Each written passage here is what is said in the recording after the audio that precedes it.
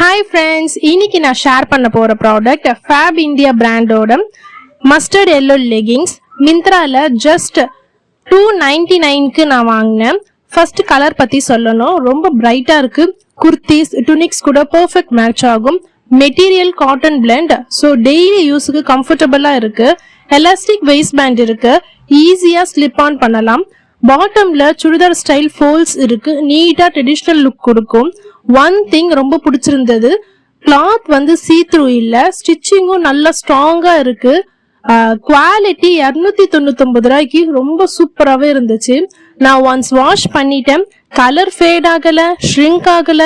இத்தனைக்கும் நான் வாஷிங் மிஷின்ல தான் வாஷ் பண்ணேன், எதுவுமே ஆகல. ஸோ பட்ஜெட்ல ஒரு பெஸ்ட் லெகிங்ஸ்ன்னு சொல்லலாம்.